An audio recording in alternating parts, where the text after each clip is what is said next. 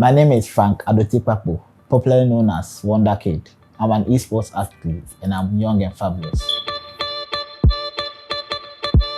From a very, very young age, I've been a fan of game ever since I was little.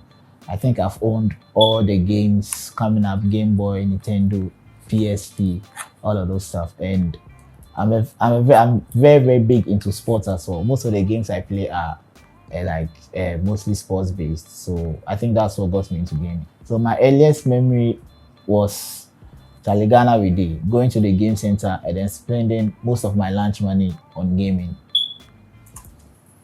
Most of my friends kept on telling me I was good in like the gaming, but I never actually realized until I played my first tournament, which was at my sister's wedding. At that tournament, I think it was after BEC, so I was around 15 or 16 at that time.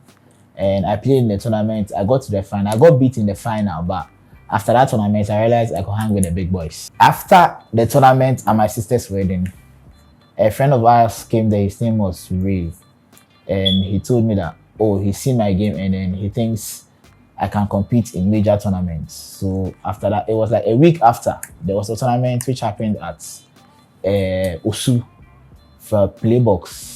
The owner, Aaron, he's a very big time gamer in the country. Most of the people know him.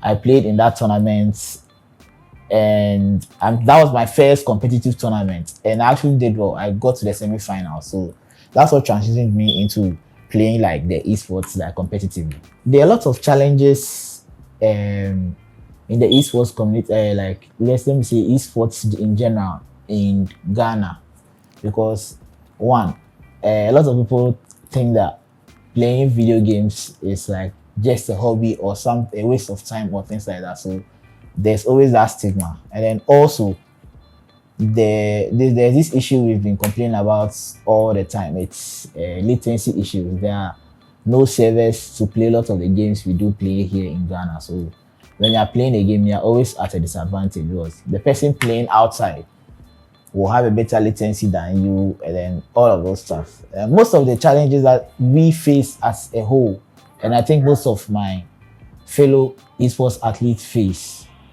is the fact that actually esports is now growing. So I understand that a lot of people don't have knowledge about it, and I think if you tell someone you're an esports athlete now, most of the time the reaction will get to be negative and stuff like that. So I think when the general public get to know about the benefits and the huge potential that esports has, and they open up more to it, I think it will help us, the esports athletes in the country. But there are lots of opportunities I think esports athletes can benefit from playing and actually choosing a career path for esports. And honestly, just 3 weeks ago or just 2 weeks ago, we had 3 of our female gamers. Yeah, they are female athletes also. They traveled to Saudi Arabia just recently to play for the country and actually represent Ghana on the main stage. And then right after, another guy who goes by the name Medicine also traveled to Romania. So just from esports alone, so it gives you the chance to travel outside to have that experience. Also, there's benefits in like you can get money from it. There's actual benefits from playing video games. There are tournaments hosted, and there are huge prizes on international tournaments now from esports alone. There was this tournament that was held in Saudi Arabia for the major tournament for FIFA, and the pot prize was $1 million. Imagine someone from here actually competes and wins that money. It's $1 million is a lot of money. It can change a lot of lives. So there are lots of benefits. There are a very lot of benefits from playing esports. And I think if someone should choose or try to follow a career path in esports, I'll support that 100%. Most of my inspirations and people that I looked up to in esports were actually FIFA players. I'm a huge FIFA player, so most of the people that I looked up to were FIFA players. And there are also OGs who are still playing the game now. That's Huge Gorilla.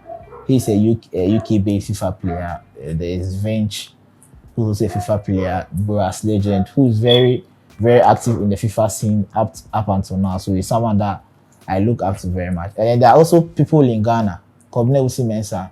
He's the one that actually discovered that was a very good gamer, and then he's been with me ever since 2013. So he's someone that also gave me encouragement to pursue this career path. My proudest moments came just this year when I was the captain of the Esports national team of the country, that's the Black Asteroids. We had the opportunity to travel to Dubai to compete for or to compete in the qualifiers for the E Nations Cup. And then the fact that I was able to represent my country playing FIFA, like a video game, it was actually very big moment because we've been chasing this opportunity for a very long time.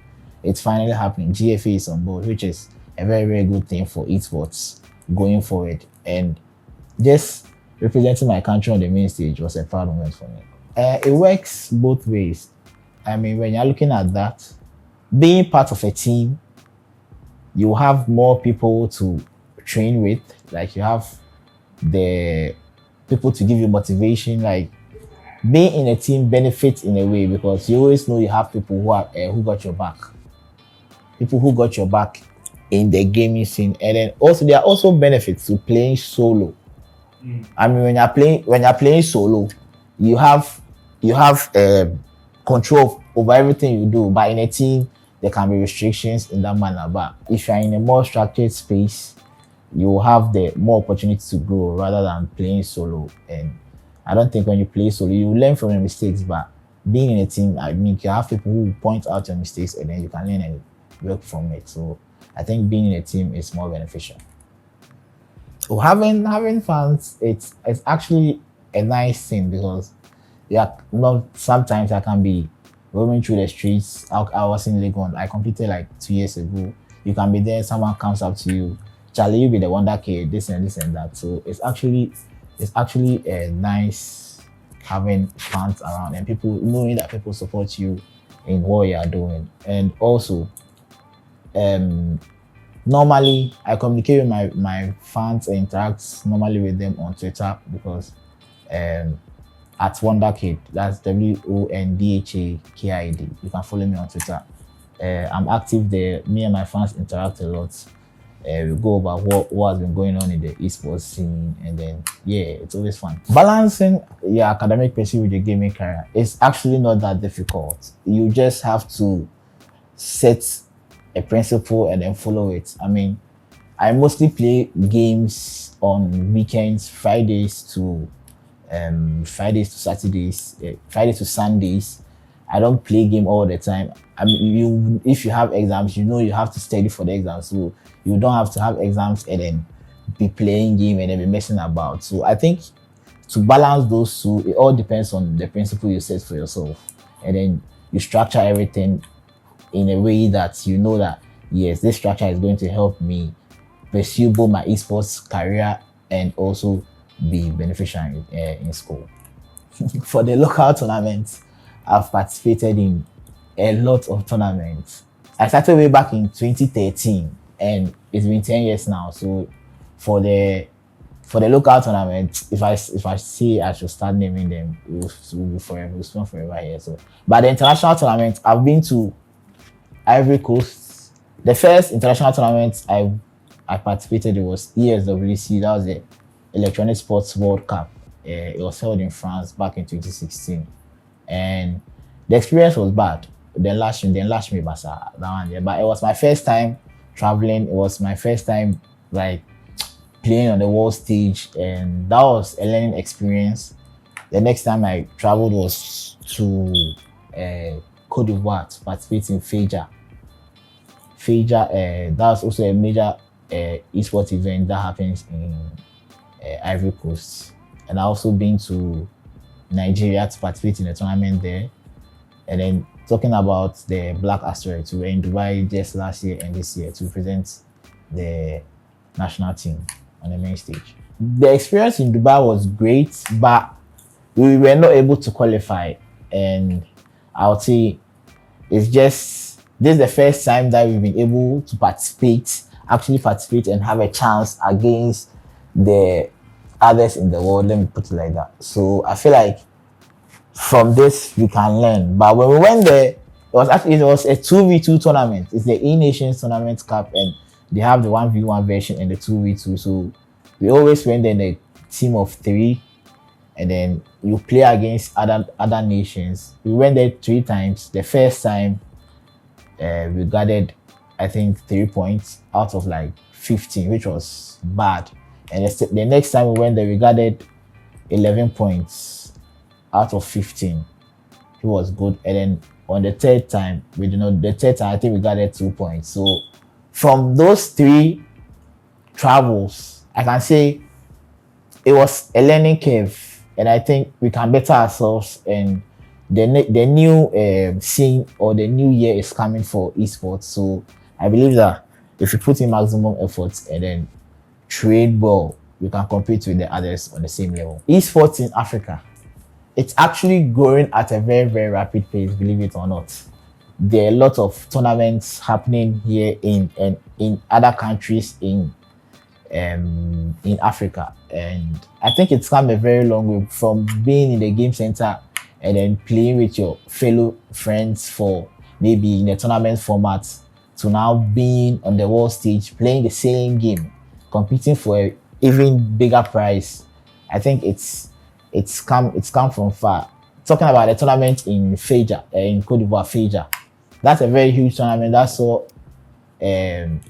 players from other countries. It was an international tournament for those in Africa. So there are players from the likes of Morocco, there are players from Nigeria, there are players from Senegal, there are players from Cameroon, and we all came together to compete. So I think esports is going at a very, very rapid pace, and I like where it's headed in Africa. This topic, I think now parents are more opening up, or they are opening up more to the idea of kids playing video games, because now I think they see first they did not get the opportunity to witness what was going on, but now they see the esports scene like growing. There are tournaments where there was a Fortnite tournament.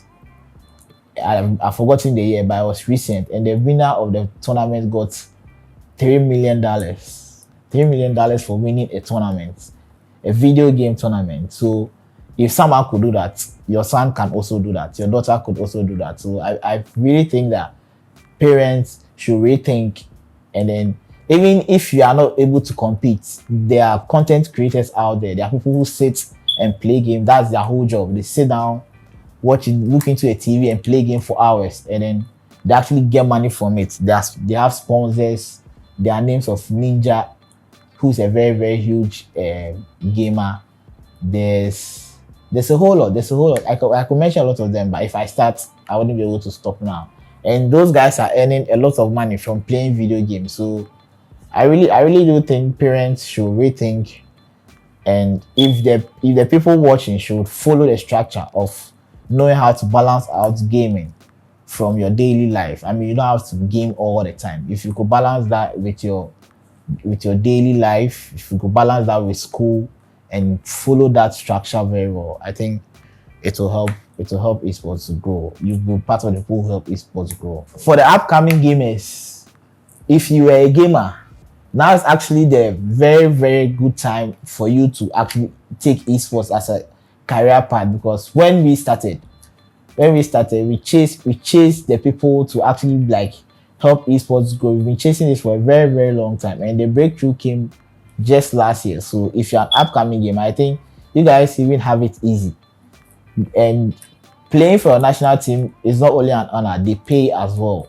I mean, when you get to travel to other countries and you'll be paid for playing video games. So I feel like anyone who wants to pick up gaming and take it seriously, I 100% like support you on that journey, because I think it's a very, very nice and fantastic journey ahead of you.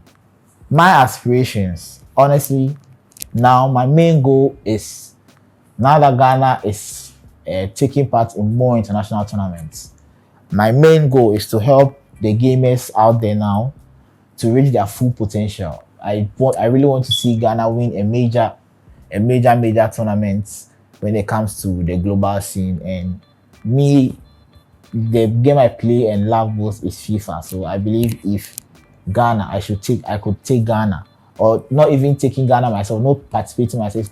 If I could be a coach and be there, support my guys, and see someone win a major tournament for the country, it will be a very, very, very proud moment of mine.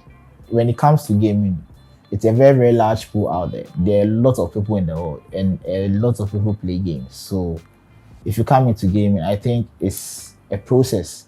You meet people that are better than you, and then you meet people that you are better than. But I mean, as you play and you learn, you get better and better. So just strive to be the best. My Twitter is Wondhakid. I already spelled it out.